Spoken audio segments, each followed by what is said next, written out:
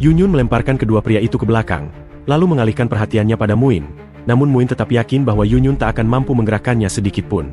Tiba-tiba, tubuh Yunyun mulai menyusut saat beberapa orang tampak memanjat kakinya, membuatnya kebingungan karena kekuatannya kembali ditekan. Melihat situasi tersebut, Lady Poison berusaha membantu, namun tanpa peringatan, keduanya dilempar ke tanah oleh sosok tak kasat mata hingga tubuh mereka terhempas keras ke permukaan. Duan yang menyaksikan kejadian itu bereaksi cepat dengan tatapan tajam, memperingatkan bahaya baru yang mengancamnya. Dengan kekuatan mental yang dimilikinya, Duan menghempaskan ketiga pria yang mencoba menangkapnya, hingga tubuh mereka terbelah dan tergeletak tak berdaya di hadapannya. Menilai keadaan itu, Muin mengakui bahwa Duan memiliki insting bahaya yang kuat dan tak ragu mengorbankan temannya, sehingga Muin menganggap Duan sebagai wanita berbahaya. Muin menyadari kini Duan berdiri sendiri, sementara Lady Poison dan Yunyun terikat dan tak mampu berbuat apa-apa, dengan Yunyun meminta maaf karena kembali tak berdaya. Tak lama setelah itu, Muin memperhatikan langkah Duan yang perlahan mengambil sayap yang melekat di tubuhnya. Muin bertanya-tanya apakah Duan berniat menggunakan sayap itu sebagai senjata, sementara Duan dengan ekspresi kesal yakin bahwa kedua sayapnya sudah lebih dari cukup untuk menghabisi Muin. Perkataan itu membangkitkan rasa penasaran Muin, yang kemudian memutuskan untuk bermain-main dengan Duan. Di tempat lain, pagar pembatas berduri mengelilingi area tersebut, di mana dua orang berjaga, sementara Wang tampak baru saja melewati mereka. Profesor Xiao mengamati sekitar dan memastikan kepada Su Chen bahwa itu memang kota di dalam pangkalan dunia baru, yang lingkungannya tampak normal meski orang-orang di sekitarnya berjalan seperti zombie. Profesor Xiao mempertanyakan kepercayaan Su Chen pada Wang yang dianggapnya bisa menuntun mereka ke pandai besi. Sementara itu, Wang terus melangkah menyusuri lorong kosong tanpa menyadari bahwa Su Chen mengikutinya dari belakang. Wang menaiki anak tangga menuju sebuah tempat yang terlihat kurang terawat, kemudian tiba dan memanggil Fusu, memberitahu bahwa dia telah membawa beberapa barang yang dibutuhkan. Fusu, yang sedang menempa besi, merasa senang dan yakin bahwa jika bahan itu dicampur dengan kaki ratu laba-laba, mereka akan segera bertemu dengan kakek mereka dan menyelamatkannya. Wang menyerahkan sejumlah kaki ratu laba-laba kepada Fusu, lalu menyatakan bahwa setelah berhasil menyelamatkan Master Fu, sang kakek Fusu, mereka akan segera meninggalkan tempat itu. Fusu menenangkan Wang dan berjanji untuk tidak mengecewakannya. Dia berjanji akan membuatkan senjata terkuat untuk Wang selama Wang membantunya menyelamatkan Master Fu. Beberapa saat kemudian, Fusu dan Wang menggunakan sarung tangan dan sepatu laba-laba, sementara Wang bertanya apakah semua perlengkapan itu dibuat oleh Fusu. Fusu mengiyakan bahwa tambahan kaki ratu laba-laba membuat mereka mencengkeram dengan kuat, memungkinkan mereka memanjat gedung tinggi hingga ke puncak. Fusu menjelaskan kepada Wang bahwa Master Fu ditahan oleh penguasa kota Chang di lantai atas gedung tersebut. Melihat perjuangan mereka memanjat gedung, Wang merasa penasaran mengapa mereka tidak memilih masuk ke dalam gedung. Fusu menolak dengan tegas, menyatakan bahwa dia sama sekali tidak mengizinkan untuk memasuki gedung itu. Dari bawah, Su Chen mengamati Wang dan Fusu yang sedang memanjat gedung, dan bertanya-tanya apakah Fusu memang pandai besi yang mereka cari. Su Chen pun berencana mengikutinya naik ke atas gedung. Tak lama kemudian, Su Chen menaiki salah satu lantai gedung tersebut. Saat memasuki gedung melalui sebuah jendela, Su Chen melihat bahwa di dalam gedung itu tidak ada seorang pun. Profesor Xiao mengamati dan menyatakan bahwa sangat mudah untuk masuk ke dalam gedung terbengkalai tersebut. Su Chen mulai menyusuri lorong yang sepi, sementara Profesor Xiao bertanya-tanya mengapa Wang dan Fusu memilih memanjat gedung daripada masuk dari pintu utama. Tanpa disadari, bahaya mengintai secara diam-diam. Tiba-tiba, sebuah kaki makhluk mutasi raksasa menghantam Su Chen dengan keras. Su Chen menatap makhluk itu dengan terkejut, sementara Profesor Xiao menyarankan Su Chen untuk melihat ke atas, sehingga kini mereka paham alasan Wang dan Fusu menghindari masuk ke dalam gedung. Tiba-tiba, ledakan besar mengguncang bagian bawah gedung. Su Chen segera mengarahkan jaring ke arah atas gedung, memanfaatkannya untuk memanjat lebih cepat. Saat Wang menoleh ke bawah, dia terkejut melihat Su Chen sudah berada di posisi itu. Wang berusaha bertanya apa yang Su Chen lakukan di sana, namun Su Chen tidak menjawab dan justru menanyakan apakah Fusu memang pandai besi. Su Chen merasa lega akhirnya bertemu dengan sosok yang dicari. Namun tiba-tiba, ledakan dahsyat muncul dari kelabang mutasi yang melesat ke udara di belakang Su Chen. Ledakan itu membuat Fusu dan Wang terkejut dan mendesak Su Chen untuk tidak mendekat lebih jauh.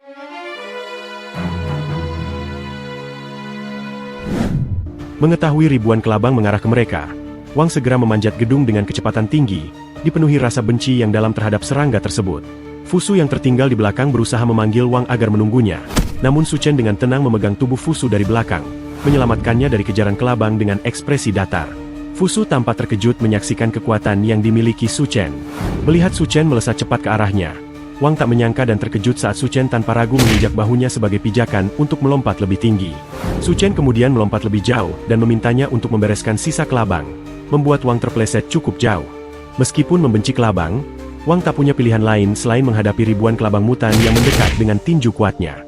Sementara itu, Fusu yang telah diselamatkan Su Chen bertanya siapa sebenarnya Su Chen dan apa yang diinginkannya. Su Chen memperkenalkan diri dan meminta Fusu membuatkan pedang untuknya.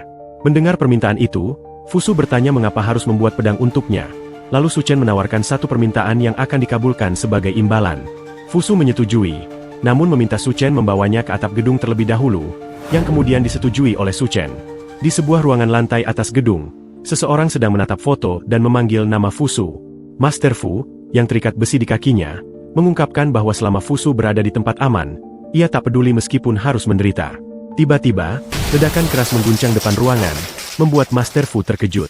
Su Chen dan Fusu mendobrak masuk, dan Fusu memberitahu Master Fu bahwa dia datang untuk menyelamatkannya. Master Fu gemetar berdiri, terharu dan bertanya apakah itu benar-benar Fusu yang datang. Ia juga bertanya tentang pria yang menyertainya. Lalu Fusu meminta Su Chen menurunkan Master Fu. Meskipun kesal karena Fusu tak mengindahkan peringatan mengenai bahaya tempat itu, Master Fu menerima kedatangan Fusu sebagai pertolongan. Fusu menjelaskan bahwa kemampuan menempa besi yang dimilikinya diperoleh dari Master Fu, sehingga Master Fu adalah pandai besi yang dicari Su Chen. Fusu menegaskan bahwa untuk mendapatkan senjata tingkat atas, Su Chen harus terlebih dahulu membebaskan Master Fu dari belenggu yang mengikat kakinya, yang kemudian dilakukan oleh Su Chen.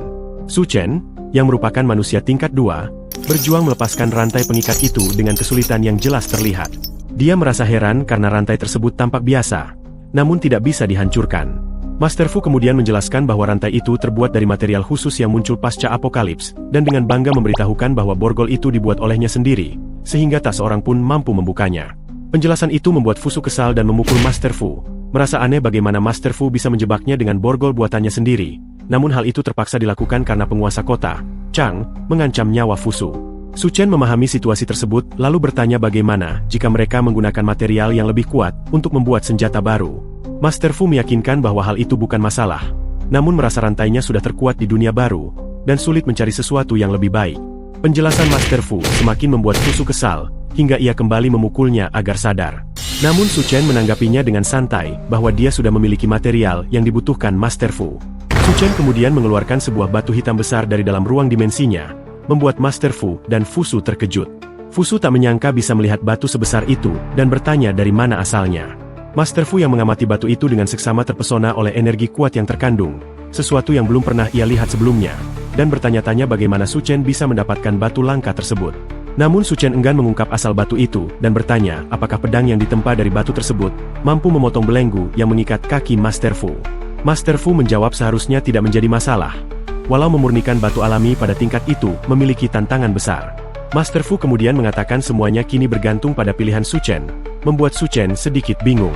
Master Fu mengajaknya menuju suatu tempat di atas gedung, tempat di mana penguasa kota menguncinya dan memaksanya membuat senjata dari material para mutan. Karena bahan-bahan itu sangat unik, alat yang digunakan pun dibuat khusus. Fusu mencoba mendorong alat tersebut, namun benda itu tak bergerak sedikit pun. Lalu Master Fu memberitahu biasanya dibutuhkan 10 orang untuk mengoperasikan mesin itu. Namun kini semua pekerja sedang pergi menonton kontes kecantikan, sehingga Master Fu bergantung pada keputusan Su Chen. Dengan ekspresi dingin, Su Chen membuka bajunya, merasa hal itu bukan masalah dan bertekad melakukan semuanya sendiri. Fusu terpana melihat tubuh Su Chen yang berotot indah, sementara Master Fu berharap Su Chen bukan hanya memamerkan fisiknya. Master Fu menjelaskan bahwa saat suhu perapian naik, mereka harus melemparkan batu alami itu ke dalam perapian untuk melelehkannya. Namun Master Fu mengingatkan, ketika proses itu dimulai, tak ada yang bisa menghentikannya. Jika tidak maka batu itu akan sia-sia. Master Fu duduk di kursi sambil meminta mereka memulai mengoperasikan mesin, membuat Fusu bertanya mengapa Master Fu hanya duduk diam. Saat Su Chen mulai menggerakkan mesin, Master Fu memperingatkan untuk tidak terburu-buru, karena meski menggunakan kemampuan khusus, diperlukan setidaknya 3 jam untuk memanaskan perapian dengan sempurna. Namun tiba-tiba Su Chen menekan mesin dengan sangat keras, membuat Master Fu dan Fusu terkejut dan bertanya-tanya apa yang sedang terjadi. Seketika keduanya berusaha menjauh dari tungku perapian sambil menjerit kepanasan. Master Fu tercengang melihat suhu perapian naik dalam sekejap dan kekuatan api yang luar biasa itu, sesuatu yang belum pernah ia saksikan sebelumnya. Mereka bahkan bertanya-tanya dalam hati, apakah Su Chen benar-benar manusia setelah menyaksikan kemampuan luar biasanya.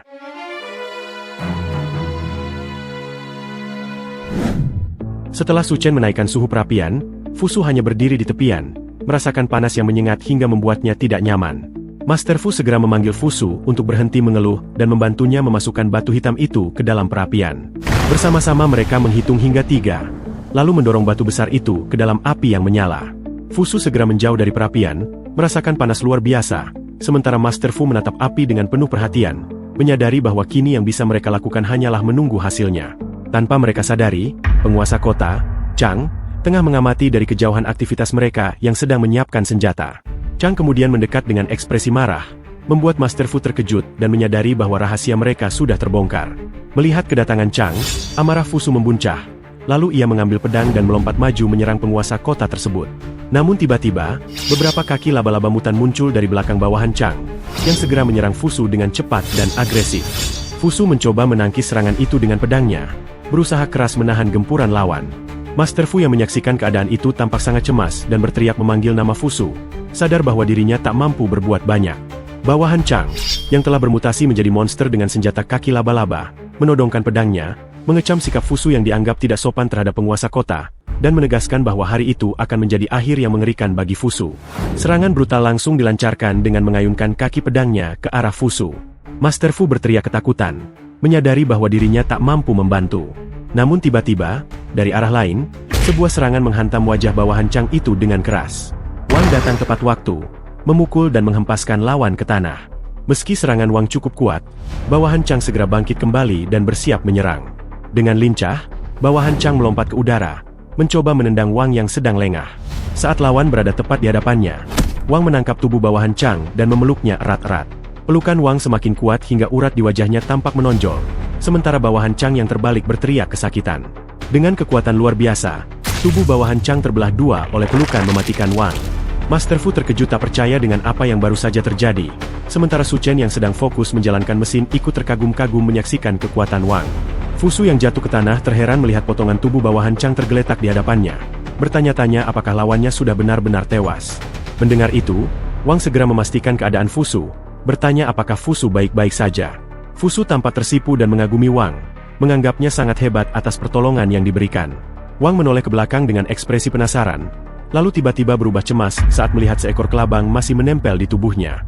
Dengan cepat Wang berseru menandakan keberadaan kelabang itu.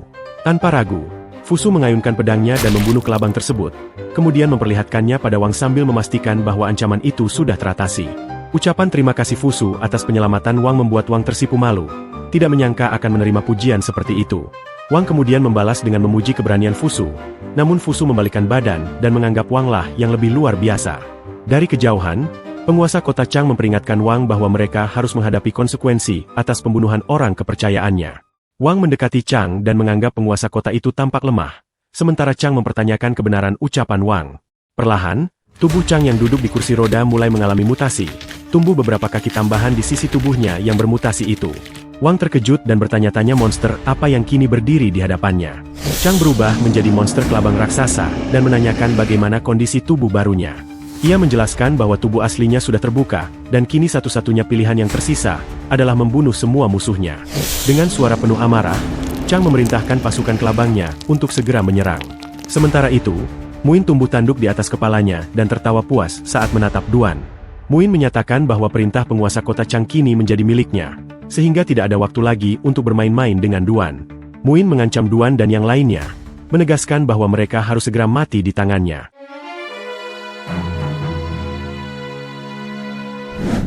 Muin segera memerintahkan seseorang untuk menyerang Duan. Serangan itu datang dari sosok tak kasat mata yang memukul tubuh Duan berulang kali dari berbagai sisi. Duan kesulitan menghadapi serangan yang tak terlihat itu, sementara Yunyun yang terikat bersama Lady Poison, berseru keras mengetahui Duan sudah dikepung. Para penonton pun bereaksi, mengancam Muin agar tidak membunuh Duan dan menuntut agar Duan diserahkan kepada mereka. Darah yang menetes membasahi tanah, menunjukkan perjuangan Duan melawan musuh tak terlihat itu. Muin menegaskan bahwa Duan bahkan tidak dapat melihat dari mana serangan itu datang, dan menghindari pukulan dari sosok tak tampak seperti itu adalah hal yang mustahil. Menurut Muin, kekuatan psikis sekalipun tak mampu merasakan sumber serangan tersebut, dan Muin berniat mengakhiri perlawanan Duan dengan satu serangan pamungkas. Yunyun pun memperingatkan Duan agar tetap waspada. Dengan sigap, Duan melompat ke udara, menggenggam sayapnya dan berusaha merasakan serangan lawan yang tak terlihat itu untuk menghindarinya. Keberhasilan Duan menghindari serangan membuat Muin terkejut dan tak percaya. Setelah lolos dari serangan misterius itu, Duan melesat ke arah Muin dan meloncat ke meja juri milik penguasa kota tersebut. Duan berdiri di hadapan Muin dengan tatapan tajam, membuat Muin tidak menyangka bahwa Duan mampu menghindari semua serangan tak terlihat itu.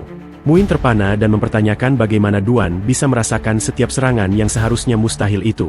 Namun pandangan Muin tertuju pada panggung, melihat para pengikutnya yang diperintahkan kini berlumuran bercak darah.